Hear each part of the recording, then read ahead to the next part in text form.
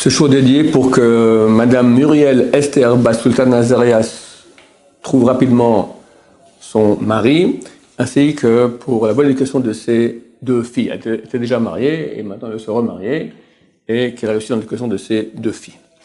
Alors monsieur, j'ai une bonne nouvelle à vous annoncer, que je n'ai jamais certainement entendu cela de ma bouche. Mashiach arrive très bientôt.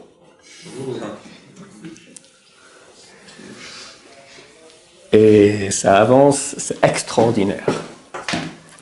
On avait dit déjà depuis quelques années qu'au maximum, début 2018, Ishmaël devait tomber.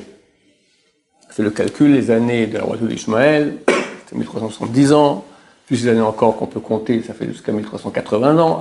Par rapport à la date, il a commencé, il a conquis Jérusalem. Bon, j'avais tout un calcul, et bon, on peut dire aujourd'hui c'est vraiment ainsi. On n'a plus aucun pays ishmaélite arabe qui nous menace.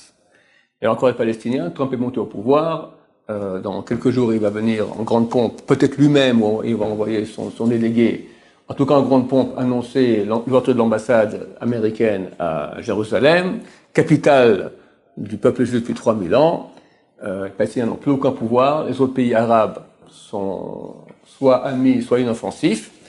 Donc Ishmaël est tombé. Or, il est écrit dans les écrits de nos sages, le Balatourim notamment, que lorsque Ishmaël tombera à la fin des temps, alors Mashiach viendra. Reste la Perse. La Perse, c'est pas les Arabes, c'est la Perse. C'est différent. C'est vrai qu'ils sont de religion musulmane, même chiites, c'est-à-dire extrêmement extrémistes, mais néanmoins, c'est pas des Arabes, ce sont des Perses. On a une Gemara traité à Avodah Zarah, première page, à le recto, le verso. C'est écrit là-bas qu'à la fin des temps, Dieu va juger les peuples. Et tous vont se présenter, l'un après l'autre, pour être jugés favorablement. Il leur promet monts et merveilles, et eux croient que ils ont droit à ces monts et merveilles. C'est vrai qu'en premier va rentrer Rome. Et ils n'auront pas droit aux monts et merveilles. Après va rentrer la Perse. Ils n'auront pas droit à ces monts et merveilles. Après les autres peuples vont rentrer, etc. Je me pose la question, pourquoi tu dis Rome et la Perse, et après tous les autres peuples? Qu'est-ce qu'ils ont de spécial ces deux peuples? Dit la Gemara, parce que ces deux peuples vont durer jusqu'à l'époque messianique. Bon, la Perse, c'est l'Iran.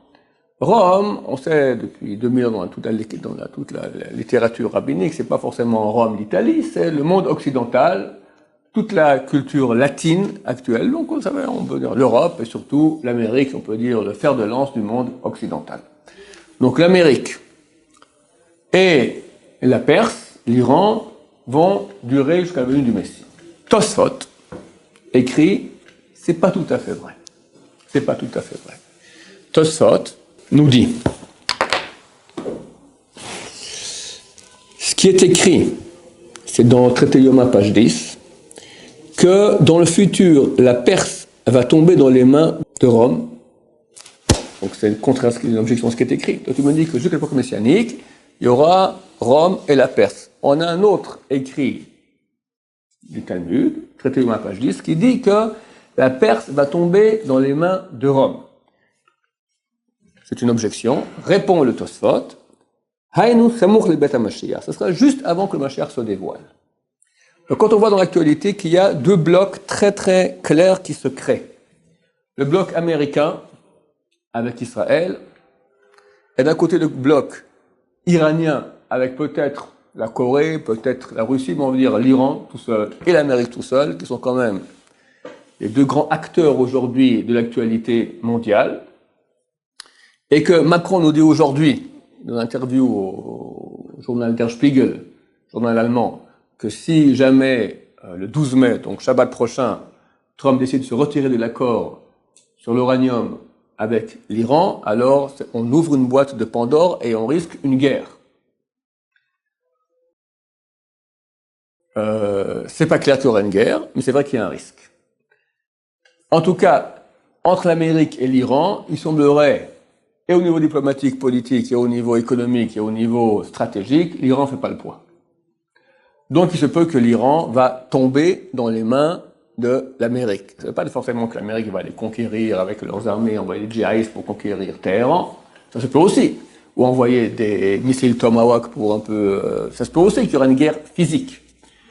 Mais tout simplement, si maintenant, de nouveau, il y a des sanctions sur l'Iran, l'Iran est appauvri et ne peut plus continuer son programme militaire, etc., d'enrichissement d'uranium, de bombes atomiques, si l'Amérique va étrangler, comme elle a fait maintenant avec la Corée, elle va étrangler l'Iran, alors on peut dire que l'Iran est tombé dans les mains de l'Amérique.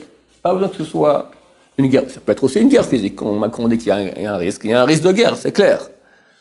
En tout cas, quand cela arrivera, d'après Tosfot, nous serons proches de la venue du Messie. Samour, juste avant la venue du Messie, Bezrat Hashem. Alors tout correspond, on continue le planning comme il se doit. Évidemment, ça nous concerne de faire une belle tchouva, messieurs. Ceux qui ne peuvent pas quitter Israël, ne quittez pas Israël, parce que Abraham Kalensky a dit que c'est mieux préférable d'être ici. Ceux qui n'ont pas le choix, ils n'ont pas le choix, ils seront sauvés aussi là-bas, Bezrat Hashem, mais il faut se rapprocher d'Hachem. Parce qu'une fois que Mashiach il arrive, les comptes sont fermés, terminés. Et là, on va se taper la tête, moi en premier, sur les murs. Pourquoi j'ai pas fait plus? Pourquoi j'ai pas fait plus? Alors, on peut en très peu de temps tout gagner. Il faut prendre sur soi, regarder le passé, avancer.